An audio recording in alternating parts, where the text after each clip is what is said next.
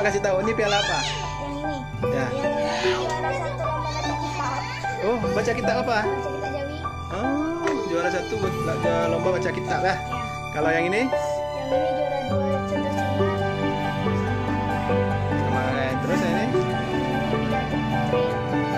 Juara dua lomba pidato. Yang terus? Yang ini juara tiga pidato juga. Satu lagi yang belakang? Yang belakang juara satu surat pendek.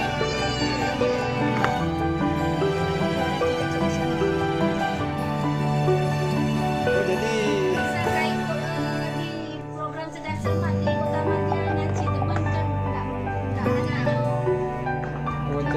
baca ini ya kitab Pintar baca kitab Iya.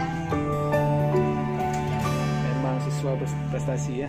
Gimana nah hambatan mata adik jajak kula bukan guna mesti adik kan nak prestasi mah kula kan. Cuman dalam belajarnya nak tinggal lomanyo kurang cilun. Anak kurang mampu. Alhalun tengok puna jajan pun aku terfikir kenan. Nah, saya iya kan kerja. Tapi ya kadang sih anaknya anak saya mana untuk adik-adik lah untuk bagi harap kadang terfikir cikiban ya belum ya lagi karena misalnya nak kebutuhan kadang sih prelet aki-aki nah jadi harap dia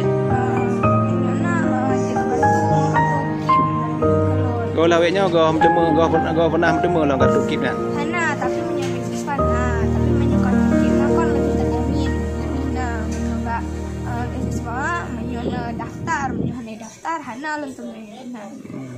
Begitulah kondisi hidup Salsabila, siswa berprestasi ini yang kehidupan sosialnya masih kurang beruntung.